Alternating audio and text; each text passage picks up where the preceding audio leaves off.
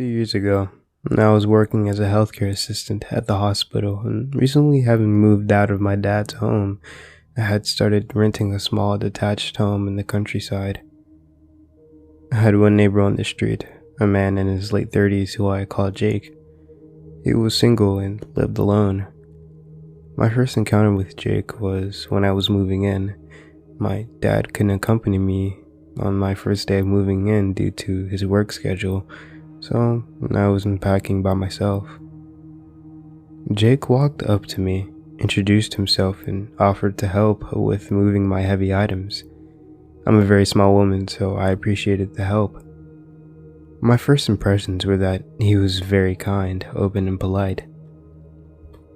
He chatted to me about his job, told me that he liked to play instruments and write in his spare time. We bonded over both loving the band Tool, and we both enjoyed playing bass. The next day, I bought him some beer as a thank you. He wasn't in, however, so I left it by his front door and included a thank you note for all the previous help the day prior. Over the next few weeks, as I settled in, Jake would pop by. We'd chat about music, discuss shared hobbies, drink beer, and occasionally even watch movies together. I was new to the area and didn't have many friends yet, so he helped provide some social interaction outside of my job. But as you can already tell, things didn't go so well. I got home one evening to see a basket full of flowers on my doorstep, and included a card which read that it was from Jake, and he wanted to speak with me when I had the time. I walked inside with the basket. I didn't even get a chance to put it down before I heard knocking at my door. It was around 11 p.m. and I wasn't expecting anyone. I looked through the window next to the door to see Jake waving at me. I opened the door, and that's the first time I can recall where I started to feel uneasy around him. He asked if I saw the basket and if I liked it. He asked to come in, but I said something along the lines of how tired I am after work and that he should speak tomorrow. He didn't say anything for a few seconds before he asked if I would want to grab a coffee with him before work tomorrow. I said sure and closed the door. That next morning, we grabbed coffee at the Costa that was close to the hospital I worked at. He seemed very excited and giddy. Soon after, he asked me to be his girlfriend. I had to decline as we only had known each other for a few weeks and, well, he was significantly older than me. He suddenly dropped his cheery demeanor, as if he had become someone else in the matter of seconds. He grabbed his things and left, saying only that he has to go to work. I went to work too and tried not to think too much on it. I had to work overtime that night and started heading home around midnight. When I pulled up to my house, I saw Jake sitting on my doorstep. I really didn't want to get out of my car, but I did and walked up to him. He started off politely, asking if I had thought over his proposal, and I said no, that I'm sorry, but I'm not interested. Once again, as if a switch had flipped, he went off on me, calling me spoiled and ungrateful. I was scared at that point and asked him to leave. He wouldn't. I managed to get out of my car with him following me and showed him through the window that I'm calling the police. He swore at me and left. I didn't call the police that night. I gave him the benefit of the doubt, thinking he was just frustrated. One of my biggest regrets is not calling them. The next morning, I found wildflowers that looked like they were picked from a garden at my front door, as well as posted with the word sorry and a sad face drawn on it. At work that day, I was called by the nurse in charge, who took me aside, saying my boyfriend was here to see me, as it's urgent. She also told me to tell my boyfriend that he should not come to see me at work again, especially since I wasn't on break, as it's unprofessional. It was Jake. He wanted to ask me if I had gotten his flowers and message. I went off on him, saying things along the lines of how dare he come to my work, get me in trouble, no less, pose as my boyfriend. All of this took place in the canteen. He didn't say anything, didn't apologize. I told him to knock it off and I left. Things only got worse from there. He would often wait for me when I got home, try to bribe me with his gifts, more flowers. He even went as far and got me a new guitar. I accepted nothing and always left everything where he put them.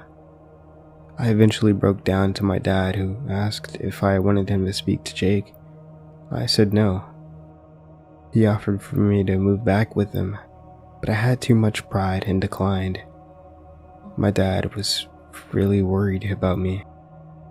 One day, everything came to a halt when I came home to my front door ajar. Though not broken, my front room looked absolutely ransacked.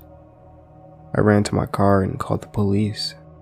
Nothing was missing, absolutely nothing, but my front room, kitchen, and bathroom were all rummaged through. I told the police I had an inkling it was Jake, who they ended up questioning, but his friend vouched for him and said they were together that evening, so it couldn't have been Jake. I still don't believe that. I tried to tell the police everything that has been happening with Jake, and how I was starting to feel unsafe. However, I had no proof but the notes he had left me, which weren't threatening, so since there was no threat to life or well-being, they literally could not do anything. My dad helped me clean everything up, and I had my locks changed. Jake actually left me alone for a little while after that. I started looking through new places to live around that time.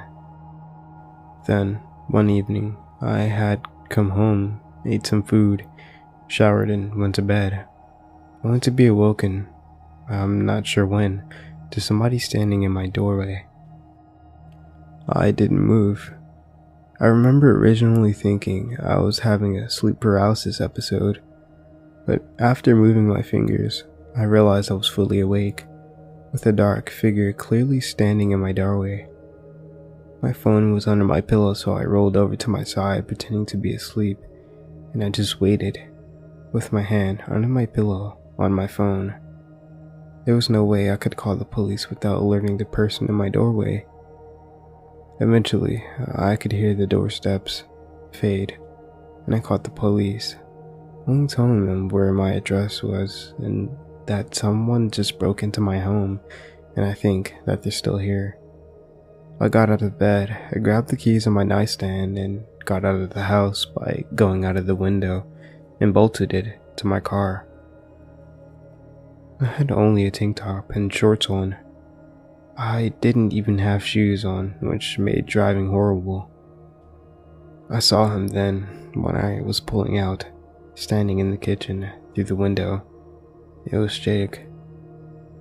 I had a small essential oil diffuser next to the window that shined enough light to be able to tell where the figure was. I drove as I spoke to the police. I remember just completely detaching from reality. At least, that's what it felt like. After looking over my house, the police drove to my dad's home where I was. I told them everything about Jake, how he's been following me and coming to my work, waiting for me when I got home, and now I was 100% sure he broke into my home and was planning to do God knows what. I was told that they found my front door locked when they got there and went to knock on Jake's door. He answered and looked as if he just had woken up. They asked him some questions and left him alone. It is so unimaginably hard to prove that you're being stalked in the UK. I managed to get a restraining order on the grounds of harassment, with proof that he had come to my workplace posing as my boyfriend and a coworker who could support me in this, as she had overheard our conversation, where I asked him to stop following me.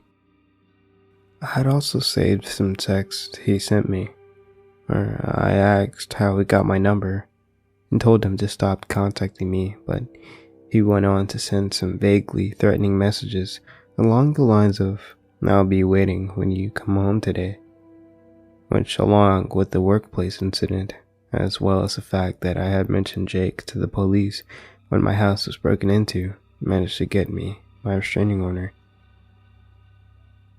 I went back to the house once with my dad and his friend to gather out all my things. I did not see Jake over that time, or ever again for that matter. I had to transfer workplaces back to my original workplace as I moved with my dad.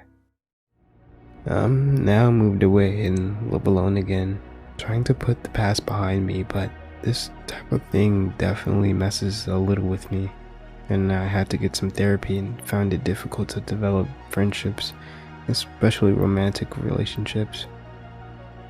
He somewhat ruined that for me. I have not made any new friends since. Never had a boyfriend either. I find it very hard to trust people outside of work, colleagues, and my family.